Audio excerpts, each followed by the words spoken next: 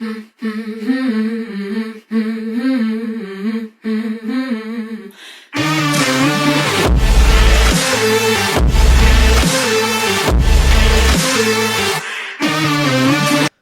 she says, I've been listening on and off since October, which isn't that long ago. No, it's only a couple of months. I mean, yeah. I enjoy listening to your guys' crazy personalities. Definitely you. Is it crazy, Jamie, or is it just normal?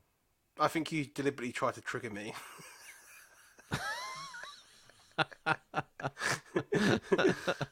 Only because I've run out of beer.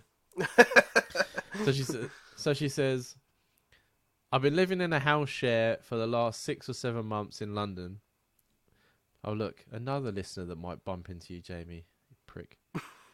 And I have one housemate, which I'm sure tries to sabotage any relationship I have or intimacy with boys I have over.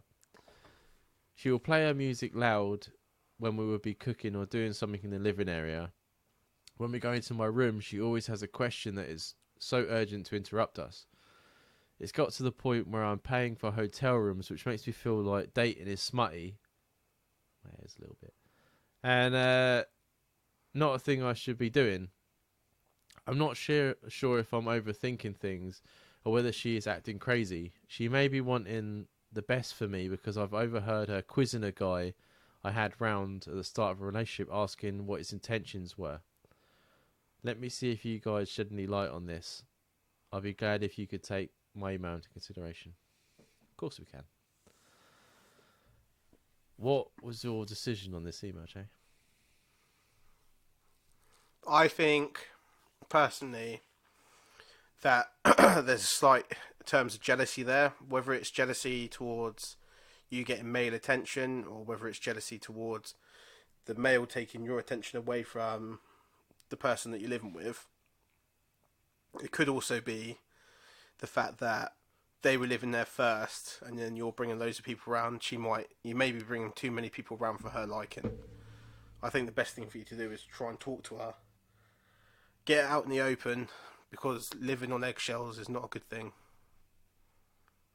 Yeah.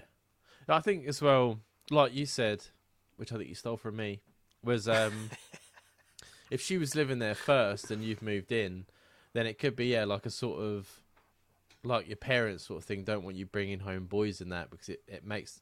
So if she's there first, it will feel like her house, and you've just moved into it. You know what I mean? So she could be like, oh,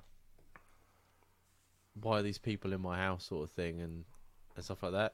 But I send the email out to a few people I know, females, even though it said a male perspective. I still wanted to see if me and Jamie were on the same sort of track, and the decision that I got a few times was that she's a lesbian and that she's jealous. Oh, really? Yeah, which I thought would be something that a male would come up with, be like, oh yeah, she just wants to be in your pants. But apparently that's what women think as well. But when I read the email, I read it as, which I shouldn't have done, now that I've read it out loud again, it makes complete more sense, that she wanted to be involved in general, which made it sounded like maybe she doesn't have the biggest friend circle. Oh, right. And that when you have people over, she just wants to be involved, which is why she's constantly like, oh, I have a question, because she wants you to be like... She doesn't mind third wheeling it type situation. Yeah. She wants to be asked to join in like cooking. Or like, she doesn't want to sit in a room on her own because you've got someone over. She wants to be involved with what's going on in the house. Which in a way makes sense as well, I think. Yeah. But I think the ultimate... There's two ways you can do it, right? You can go up to her and be like, look, bitch, I ain't paying for no more fucking hotel rooms, and I need my whole field, so get a grips and fuck off, which I think is a bad route to go down. Or you can just sit down with her and say, look, you know, I'm part of this household and I have no intention of going anywhere else. I'm quite happy here, but I need my own space. And whether you like it or not, if I have someone over, that's to do with me, nothing to do with you. So I'd like you to take a step back, which I don't think is unreasonable. You don't know people's backgrounds as well. Like this person could have a weird religious background where she's judging it when there's nothing to be judged because it's only natural to anyone else, normal. But you don't know. Like, I don't know half of the people's issues with certain things, and it's just, I don't know. I think the only way to resolve it is to have a calm conversation about it. If she gets arsey, then get arsey. That's what I Yeah. would do. Oh yeah, yeah. Fight back. But I've said before, I've lived with a couple mates, which I don't speak to now, and that's nothing to do with me or them. Like, obviously, everyone's got their own little habits, and I could never house share with someone I didn't know. But the main thing we didn't do is communicate. And I met one of them guys now, and we've said about what we should have done when we lived together. So I think the best thing to do when you live with someone, which is also, we've said, is the hardest thing to do, is to talk to them. Yeah. Like, we could give you every possibility of what's going through her head right now, but at the end of the day, for your own peace of mind, because we've been wrong. Me and Jamie have been wrong a couple of times, and it still worked out, which is lucky for us. But yeah, the best thing to do like a fucking make dinner together. So she's like, you've lured her in, so she's feeling comfortable. Yeah. And then jump her, be like, what's going on? And see what she says. But I think if you're paying, have you not got a lock on your door or anything like that? Because if you're paying, I would put a lock on my door. Like, that room is mine. Yeah. The way I would see it is, especially if you've got the bill split down the middle, it's just as much your place as it is hers. It'd be a little bit different dynamic if you're paying that person to stay in their place. So you're only paying a little bit. She owns the house. She owns the house. Then she has more say over who comes around and stuff. But if it's directly down the middle, put a lock on your door. Fuck her, don't matter. Have sex really loud. That's what I would do. That's what I would do. But yeah, no, the best thing to do is talk to her. Like, you don't know what's going. Like I said, she could be lonely. She could be in love with you. She could be She could be just come through a breakup, and then that's just something rare in its head from that. That has nothing to do with you whatsoever. Yeah, for sure. I think paying for a hotel room is ridiculously crazy, even though it's something I would completely do just to avoid that conversation. I would do exactly the same thing. But you're in London. London's so fucking expensive. Even for a house share, I bet you're paying fucking £800-900 a fucking month. Easy. You know what I mean?